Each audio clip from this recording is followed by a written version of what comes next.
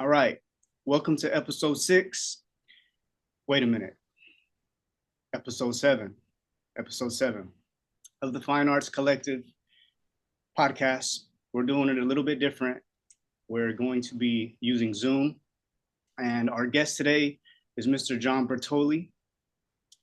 Quick introduction on how I met John. I used to live down the street actually from the shop, and they had just built a gym, a little warehouse gym called just BST, right? Yeah, that's the logo. It was BST. BST Nation. Yeah, best self training, right? Is that what it stands Correct. for? Yeah. And I would pass it every day to go to the other gym I was going to, and eventually I went in there, and John was training in there at times, and he would give me little tips. Like I remember the first tip. It was like I don't know what I was doing, but he told me to roll my shoulders back a little bit, and whatever it was, whatever exercise I was doing, it made a crazy significant difference. And every time that I went, maybe the next 2 or 3 times, he gave me this little bitty adjustment, which seemed like nothing, but it changed everything. And that's when I was like, this guy's meant to train me. And so that's how I met John. But John, if you want to give him, well, hold on. Before I hand it over to you real quick, we're gonna get into a little bit of John's background with training, of course, but it's gonna be training,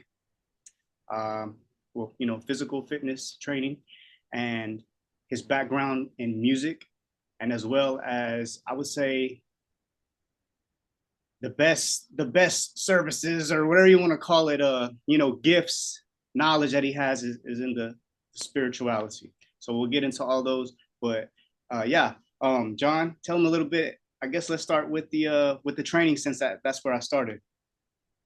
Okay, the personal training. Well, basically, I started working out. I was a really skinny kid, and um, I got pushed around a lot in school as a child, and when I got into high school, and didn't have good confidence in myself. Very very kind of a shy kid, that type of thing. Um, anyway, I started getting into some martial arts. My mother wanted me to learn how to defend myself because I was being pushed around, and my parents had divorced, and so not to get into too much of a too deep into it, but what happened is, as I was taking karate, there was one of the guys in this. I grew up in a small town in Massachusetts, and one of my instructors was in this big feud with this other guy in town. And one day I was laying down, hanging out at like a little park, and I was just laying down like this on the ground during the summer, and I looked up, and somebody just out of nowhere just kicked me in the face, beat me up pretty good, and that was the guy that my karate teacher had the feud with. And so I felt completely humiliated by that. And I remember my mother bringing me to the police department and saying, um, you know, I want you to take a picture of him so we can press charges and all this other stuff. I was 14 years old. And I remember seeing the picture of what my face looked like. He had knocked a couple teeth out, and I was all bloodied up. And I felt completely humiliated. I said, well, this is never going to happen again. And I promised myself I would never allow that to happen again. At that point, I was really driven to start to learn how to strengthen my body, learn how to lift weights, and I always had a fascination for that. And my hunger for learning was insatiable. Now, I didn't do real well in school simply because I hated it. It wasn't that I mean, I just didn't feel like I fit in or whatever. I was very much a black sheep, and I know a lot of people can relate to that. So using working out and things like that really brought a confidence to me that I had never I had never had before. At the same time, I discovered music and I started playing drums as well. So that's a very um, physical instrument to play. And I was into like Led Zeppelin and stuff like that. And then I got into heavy metal, and I took it, quite far. I actually became a professional drummer in the years to come. And but back to the training, at the same simultaneous to that, I started really getting into um, lifting weights and doing some powerlifting. I actually even competed in natural bodybuilding when I was in my early 20s. But learning these things, I had all these questions as to how do you do things? How do these certain, like how do my heroes get to, to look that way? How do you do this? And I really wanted to have this really in-depth knowledge as to how these things actually occurred, because I'd have somebody say, well, you got to do this exercise. And I'd look around the gym and I'd see somebody doing that exercise and like 4 or 5 other people doing it, and they were all doing it differently. And some of it looked like, wow, that's really good. Some of it looked like that can't be right. And Yeah. so I really started studying the actual body mechanics. I didn't even understand, the depth of how far you can really go with it, right? Like you said, these small little adjustments here and there. Simple, something that may seem like it's very, very small is actually, like you said, it's a world of difference, and it changed. It's called body alignment, and there are a lot of things in when you get into lifting weights and martial arts and that type of thing that are more of a feel than they're not as visible.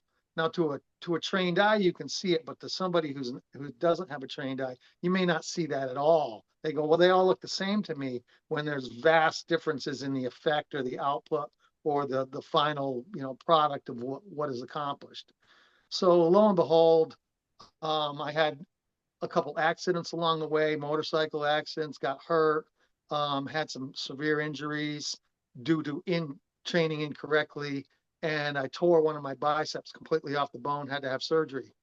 About 4 years later, I actually had the same exact injury on the other side, and I can't believe I did it again. And through these different injuries, through necessity, because I was never going to give up, I wanted to know, why did that happen to me? What was I doing wrong? And I went into deep study. Now, I turn 60 years old this August, so I'm probably the oldest guy that you've had on your podcast. But Or it's early. it's been quite a long road, But anyway, to get back to the necessity of learning and learning correctly, there's a lot of understanding something is being able to understand it from a lot of different viewpoints. That's what I learned. You can't just have well, you can, but if you have a single perception of something, you're kind of like it's blinders. You can only look straight ahead, where the picture may be much more vast. And it allows you, if you can look at yourself and observe yourself doing something. And one of the reasons that like people use a mirror, one of the better uses of using a mirror in the gym is to watch your form. Some people are totally egoed out and just want to watch themselves lift weight. Okay, cool. That's what they want, right? But the mirror can be your best friend and your enemy and worst enemy at the same time. So if you're using the mirror, and say you're doing a particular movement, some people will do a curl movement and they're really rocking their bodies, and I can never get my arms big, right? Well, or you can slow down. You can say, oh, okay, what's proper alignment? What is the activation? What is the alignment of my body to activate those muscles to their maximum and get the most out of it? And so to maximize everything we do, it takes a little bit of number one, you need to humble yourself out. You need to understand that it's not always about doing as much as you can. It's Yeah. not even, or as fast as you can or anything like that. It's like quality over quantity, right? And it takes a certain level of concentration to reach, that high level of performance. And that applied to my drumming, that applied to my my own performance as far as lifting. It applied to you know bodybuilding, things like that. I competed in a few tournaments when I was younger, and then I did some MMA as well. um, but understanding yourself, I guess the thing that, like, when we talked about doing this podcast, it really was about understanding yourself more than anything. And we can use the weightlifting and the personal training as an example. And we used to talk about this in the gym when, like, when we had our crew over there. Now I'm no longer in Baytown and I'm not at that gym either, Yeah. but we had a crew going on at that gym, and it was all about, what are we doing here? What are we really doing? Is we're practicing and excelling our ability of self-awareness.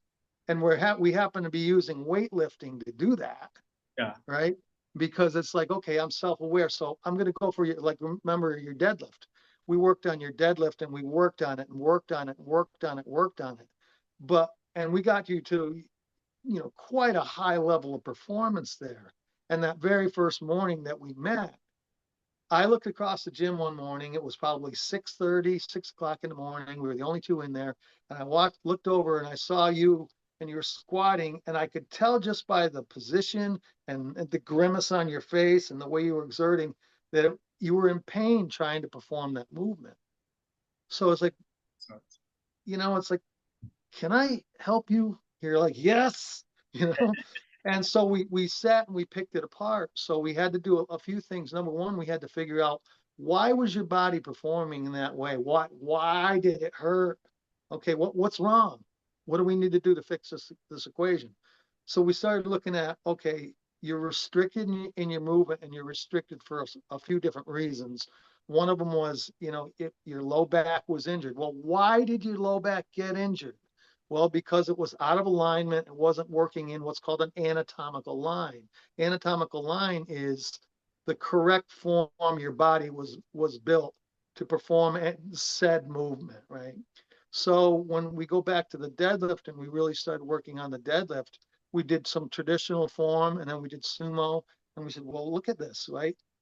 You naturally perform in the sumo stance so much better. That's your built, the length of your limbs, your levers, Yeah. the position of your hips and your lower back. That was much more conducive to that particular stance, is that sumo stance. Okay, so now what do we got to do? So now we do the subtleties, we work the lower body. Now we realize that if we're rolling forward, that's rounding the whole upper spine. So what do we need to do? We need to shift that whole shoulder carriage backward so that the spine is completely aligned. So if you look at the spine, and we talked about this a lot, the spine is a bunch of bones and they're on discs. And the discs are, they're kind of like donuts, right? So if the disc is here and you're rounded over, well, all the pressure is going to be pressing between these two sides, this vertebrae here and the vertebrae below it, and it's going to be crushing this disc. And that's how people slip discs, because it pushes it out of alignment. But if it's pressing very even down on that disc between the two vertebrae, well, that's at its strongest. It's kind of like an egg, where you can turn an egg on its side and tap it very gently and crack it. But if you put it up on end and press on it, it'll take a tremendous amount of pressure, because its strength lies in that particular orientation. The reason is that's how the hen presses the egg out and it falls down. Needs to be able to take that impact. So there's a reason for everything. So understanding these reasons why things are the way they are, they give you a much deeper understanding and perspective, which allows you to take that knowledge and manipulate it in such a way that you can bring yourself to a higher level of performance. And you can apply that to anything and everything in life, including your relationships. It's a spiritual connection with the body, because like you said, like you have to feel it. Like you said, when you were talking about swinging the biceps, and versus if you slow down, as you said, and get in the proper position and you squeeze and you go slow, when you go slow, you can feel it. And you understand the connection between the muscle, and just the understanding of that, like you said, can be used for anything, even deeper, some type of mental connection, something where you need your mind to focus and be aware and grab. And I think that's what Well, you. if you look at like how many times in the gym when you were getting into a really intense set or intense part of something we were doing, you would hear me say meditate, right? And so let's talk about that for a minute. What is meditation, right? There's a misconception that it's all Om. That's the only form of meditation. Meditation is a form of concentration, and you can be concentrating on peacefulness and quiet mind as well. But there's moving meditation where, where I learned that from martial arts is, yes, you're meditating, but the body is moving. So the mind is still, but the body is moving. So when you get into when you start to understand that the body is a vehicle and the spirituality and the connection with spirit, the spirit is, after all, what animates the body and gives it life. Without your soul coming into the body, you're dead. I mean, the body's it doesn't live. All right. And I've said this a million times before, and this I always found this very fascinating. Is we talked about auric photography, and auric photography is a technology it's a type of camera that it can photograph life energy. It's called the subtle energies. And if you study and you look into that, they're called the subtle energies for a reason, because they're not right there and, blasting you in your face. It's very subtle, but certain cameras can capture that, right? And it's been called throughout the ages the spark of life. So the human heart is slightly off to the left side. It's not dead center. And the reason for that is through auric photography, and this has been scientifically proven, that the spark of life, the actual part of your soul that gives your body life, resides right next to the heart. It's an electromagnetic field that is your consciousness. It's like it works, the heart and the mind, they work together. The mind and the brain, they're one. It's not one or the other, right? And so when you can actually tap into these aspects of yourself, then you can make the physical body much stronger and much more effective. And it's like, that's how, and you've heard me use this example a lot, is the decrepit little old martial arts man, the 110-pound, 88-year-old man who puts his hand through a piece of stone. Now, how does he do that, right? Well, I can tell you right now that it's not physical strength, it's energy. And he's channeling energy into his body. And he uses that and uses the body as a physical means of projecting that energy down through that stone and collapsing that stone with, coupled with the spiritual energy. And so what I've learned is, and through a lot of bizarre experiences that, starting as a child and a lot of, and I'll just say it, paranormal things that people used to say I was lying about, or crazy, or on drugs, or all the above, or just doing it for, you know, attention. As I got older and really started to dig into that, I started to understand so much more of why we're here. Why are we in this physical thing, right? This body, right? Why are we in this vessel? And what is the purpose? And everyone's has their own particular purpose. Purpose of life is pretty profound, and most people will ask themselves that at some point or another. They will, age-old questions: why am I here? Where did I come from? What happens after we die? All those things, right? And everything we're talking about, the ability to focus on life, and the ability to focus on a movement or a particular calmness, or use spirituality in a relationship, or in your case, business. There's a misnomer that says business is not spiritual. Well, why not? It's You use an awful lot of your conscious thought for it, so therefore it resides within consciousness. So yes, it is, right? Everything is consciousness. Like, everything started off as an idea, right? If you don't, it's like, I'd like to do this, or I want to make that, or say, like writing music. Like, I've written a lot of music over the years, and I sing as well, and I'd have an idea to, now where does that come from?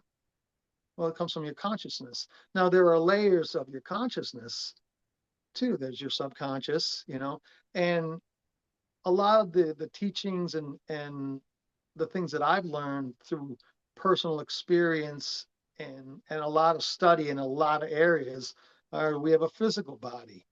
We have an emotional body, which resides within the physical body.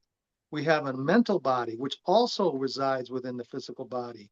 Then we have an astral body, which is upwards in the astral plane. When people go out of body, that's where you're traveling in the astral plane or the fourth dimension. And then fifth dimension is unity consciousness, and that's what's called the Christ consciousness, where you had Buddha and Kuan Yin and Babaji and Jesus, and they understood the unity. That's the God consciousness, where they understood every aspect of themselves. And so that allowed them to forego with ego and insecurity and all that other, all the other types of energies. Now, when you're really focusing on something in your life and you get a lot of mind chatter, there's an understanding of the mind chatter. Where does it come from? And it's very often referred to as the ego mind, right? Well, what is the ego mind? Well, for us to really understand what the ego mind is, we must understand the makeup of the body again. So we're back into trying to get a deeper understanding of the whole mechanics of a human being. And, we start to talk about things like the body chakras, the 7 main body chakras. And what are those? They are energy points that reside with and around the body. And the first one here is the crown chakra, which is just above your head. And the crown chakra is kind of like your spiritual antenna. You can receive and information and consciousness and feelings from other. That's where that comes in. The next one down is right behind your eyes or the middle of your brain, or your pineal gland, which is called your third eye. It's called a third eye. A lot of people refer to it as your third eye. And that is your spiritual sight, your spiritual eyes, your mind's eye. And it has a lot of different ways of seeing things. The next one down is your throat chakra, and that's your spiritual communication. That's your ability to express spiritually, but also receive spiritually. Next one down is your heart chakra, right? And your heart chakra is your truth. That's your gut instinct. It is completely incapable of lying. That's absolute. I feel this, and the way I kind of express how to understand that, if people are new to that, is I'm going to ask 2 questions. Don't answer either one. Don't answer the first one. The first question is, have you ever been in love? Yes or no? Don't answer. The second question is more important. How do you know if you have or have not been in love? I feel it. Most people say that. I just feel it, right? It's very simple. So it's a knowing, a sense that isn't in your mind as much. Sometimes it can be, but it's more of a feeling, right? It's And real. that's your heart, that's your truth. The next one down is your solar plexus, and that's like your power. Now that is where we would be drawing on things like meditate into your deadlift, right? You use that, draw the power from that part of you, or some type of a physical thing. And in some martial arts, it's called chi or prana, and there's a million different names for these things. The next one down is your sacral chakra, Amen. which is right behind your belly button, and that's your creative energies. That's where, so when you're doing something in your business, or you come up with a new idea, that energy comes from your sacral chakra. Your sacral chakra is responsible for making things, creating things, staying in a state of creation. Where the And where the then power is at? That one's behind your belly button. It's called your sacral chakra. That's the one where you're saying the creations come from. That's where that's the energy, that's how you channel the energy through your physical body to create anything. Maybe a painting, an idea, a song, a smile even, create an energy in a room full of people, anything, a joke, all of that. Babies, when women use that, you know, men and women, when they procreate and they create a child, the energy between the woman and the man, when they create a child, it comes from both. It's a joining of their sacral energies that create the child. And then the last one would be your tailbone, which is called your root chakra, which grounds you to the earth. Now, the earth, we actually live in the earth and not on the earth. And the reason I say that is because we are within the atmosphere. So we're kind of like, you know, earth is often referred to as Mother Gaia.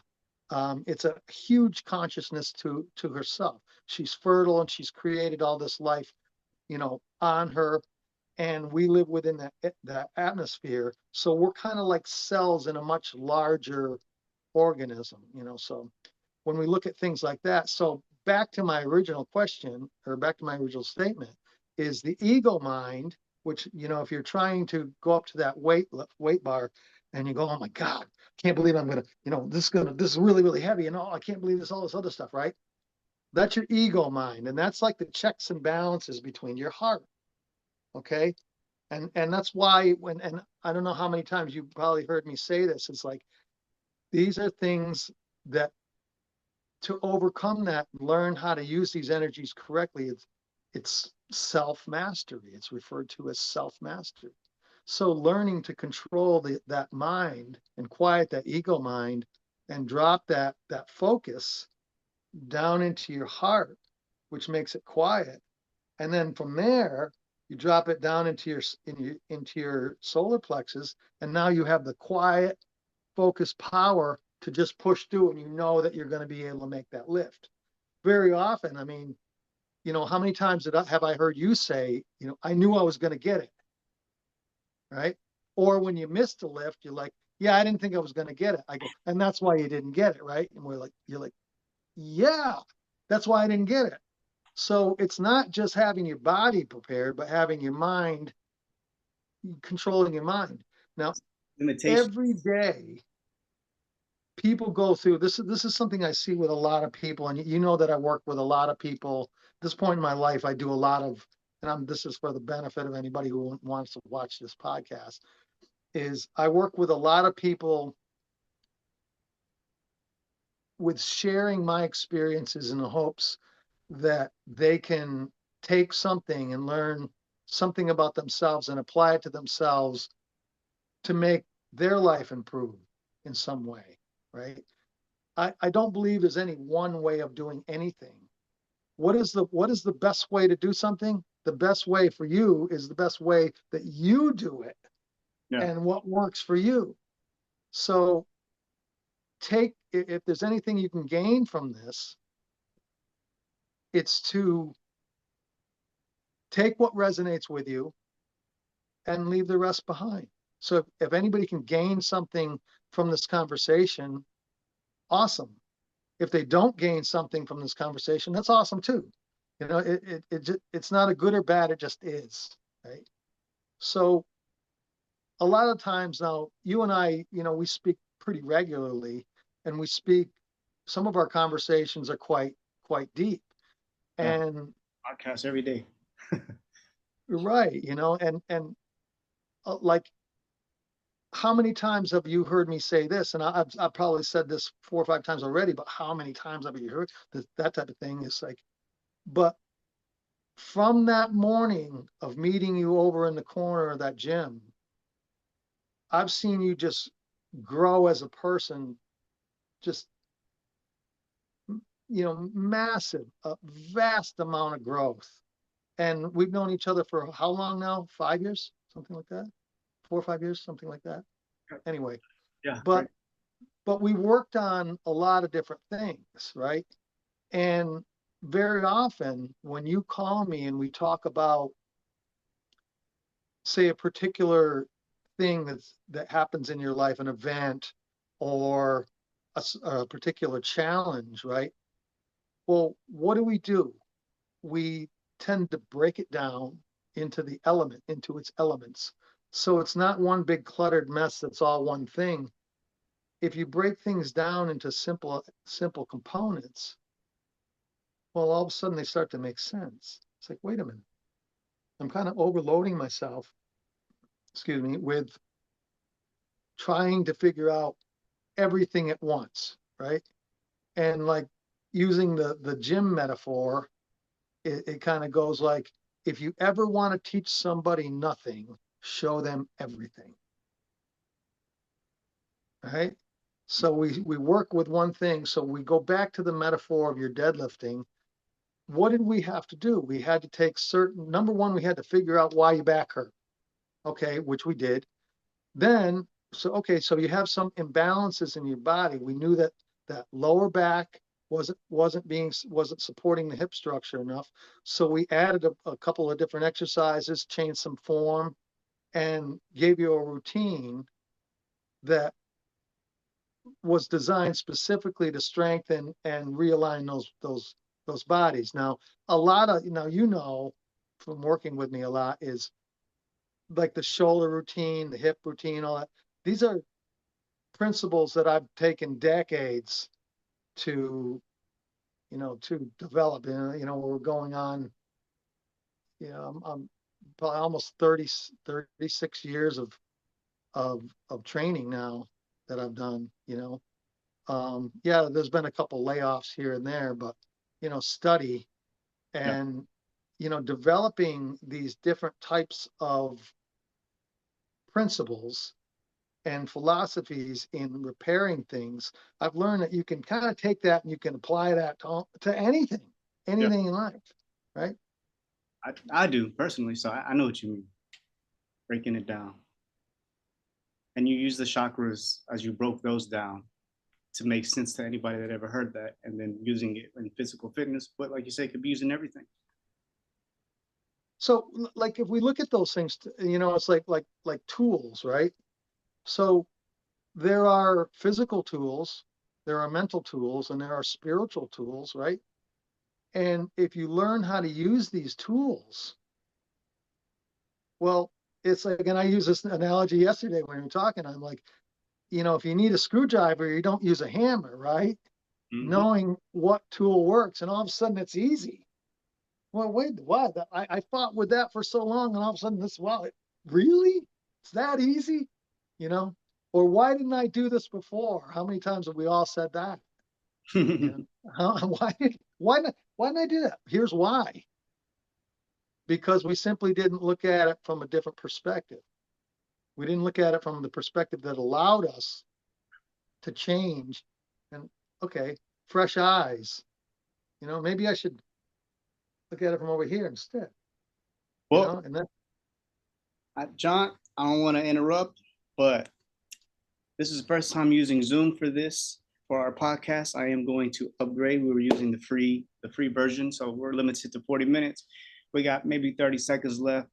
I just wanted to say that if you're willing, we can do part 2 if you'd like to. Part 3. But yeah, this was really good, but there's plenty more we can talk about. And personally, want to thank you right now, because I had already climbed when I met you at the gym a lot. And I'm surprised how much more I've grown, but it was a lot of work that you helped me with and different things to continue to keep me going. And that's why I call you, because you're very helpful. And I'm sure people are going to find this video helpful. And hopefully we can do part 2. Absolutely. I'm going to go ahead and end it. But